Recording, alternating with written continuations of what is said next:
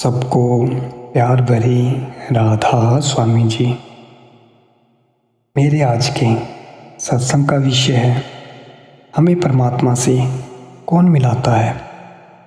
आज के इस सत्संग में हम वाणी ले रहे हैं स्वामी जी महाराज जी की। हम सब परमात्मा से मिलना चाहते हैं लेकिन मिल नहीं पाते। तो आज हम इस सत्संग में यही बताएंगे कि हम परमात्मा से कैसे मिल सकते हैं और हमें परमात्मा से मिलाता कौन है। तो मैं शुरू कर रहा हूँ आज का ये सत्संग। ये सत्संग बहुत ही ध्यानपूर्वक सुने, हो सकता है कि आपकी भी ज़िंदगी बदल जाए। स्वामी जी महाराज जी कहते हैं, सतगुरु का नाम पुकारो, सतगुरु को हेरे धारो। जब वाहिगुरु काल पुरुष खुदा खुद दुनिया को रोशनी देता है, यानी किसी जीव को मुक्ति देकर अपने साथ मिलाना चाहता है, वह किसी महात्मा, ऋषि, मुनि, बलि, अवतार या पैगंबर के ज़रिए अपना भेद जाहिर करता है। यही इस्लाम मजहब के फ़कीर कहते हैं, यही गुरु नानक साहिब जी कहते हैं, यही कबीर साहिब जी कहते हैं, यही वेद शास्त्र कहते हैं और यही ऋषि मुनि पुकारते हैं कि वह मालिक जब किसी मनुष्य को तारना चाहता है तो आदमी बनकर आता है, क्योंकि हम आदमी हैं। वह मालिक जब तक हमारे जैसा आदमी बनकर ना आए, अपने घर जाने की राह ना बताए, हम घर नहीं जा सकते और ना ही हम परमात्मा से मिल सकते हैं।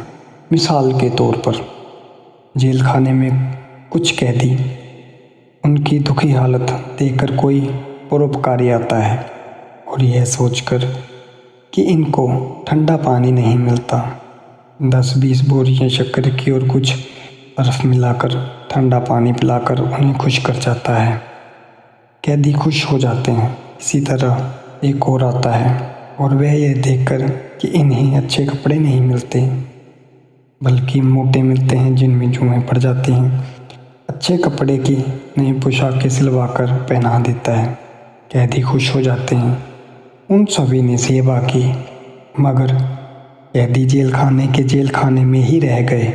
सेवा तो करनी चाहिए, हमें भी परोपकार करना चाहिए, मगर हमारा परोपकार किसी को 84 के जेल खाने से नहीं निकाल सकता। अब फिर उसी जेल खाने की मिसाल लो।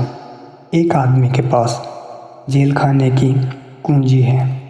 उसने आकर जेल खाने के सारे दरवाजे खोल दिए और कैदियों से कहा कि जाओ अपने अपने घरों को। सबसे अच्छा कौन है, आप खुद ही बताओ, जिसने आज़ाद कर दिया।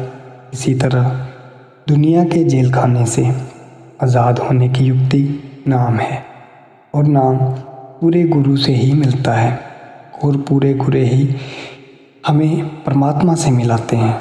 जो इस जेल खाने से आज़ाद होना चाहें उसके लिए ज़रूरी है कि सत्संग सुने। सत्संग में दही एकात होती है और हमारे मन के सारे भ्रम शंक दूर हो जाते हैं। दूसरा सतगुरु है और तीसरा नाम। ये 3 चीज़ें ही, इन्हें पाकर हम इस जेल खाने से आज़ाद हो सकते हैं। वाणी का एक एक लफ्ज़ करोड़ करोड़ रुपए का है और विचार करने योग्य है। अगर कोई सोच विचार कर हृदय में बिठा ले तो किताबें पढ़ने की ज़रूरत नहीं। यह दूरधाम पहुँचे हुए महात्मा की वाणी है। वे क्या उपदेश देते हैं कि प्यारो, तुम जन्मों जन्मों से दुनिया का सिमरन करते चले आ रहे हो। हर एक आदमी अपने अपने काम का सिमरन करता है। ज़िम्मेदार अपने काम का सिमरन करता है कि कल किस खेत में बीज बोना है, किस में हल जोतना है। दुकानदार अपने काम का सिमरन करता है कि कौन सा सौदा ख़त्म है ताकि और लाया जाए। क्लर्क अपने काम का सिमरन करता है कौन सा कागज़ बन चुके हैं और कौन से नहीं बने। जज अपने काम का सिमरन करता है कि कल कौन सा फैसला करना है। औरतें अपने काम का सिमरन करती हैं कि कौन कौन सी चीज़ है।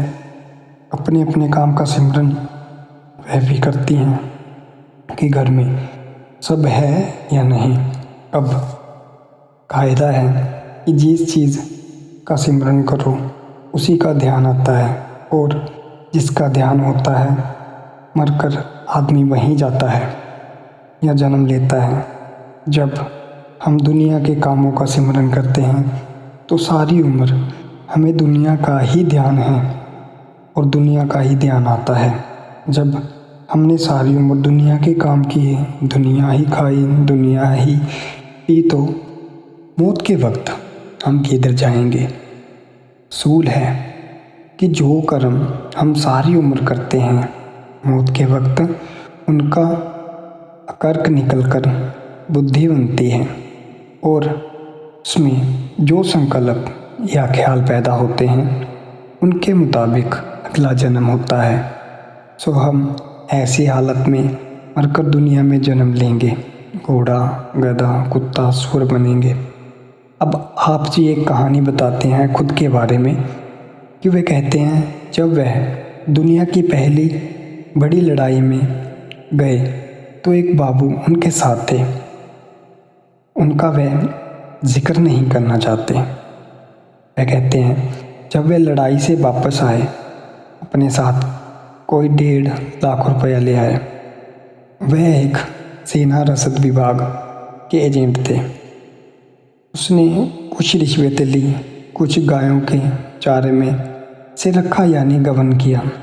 घर पहुंचकर उसने उन रुपयों से कई मकान बनवाए और अन्य आराम के सामान इकट्ठे किए।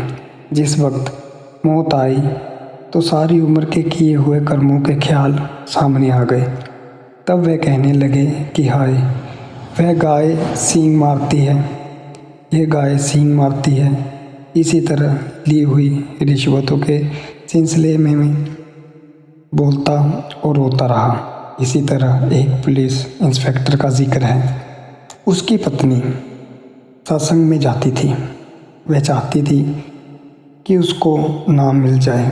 जब वह कहती है कि चलो डेरा चलें, तो वह कहता है कि अभी मेरा कोर्ट नहीं बना, जब कोर्ट बन जाएगा तब चलेंगे।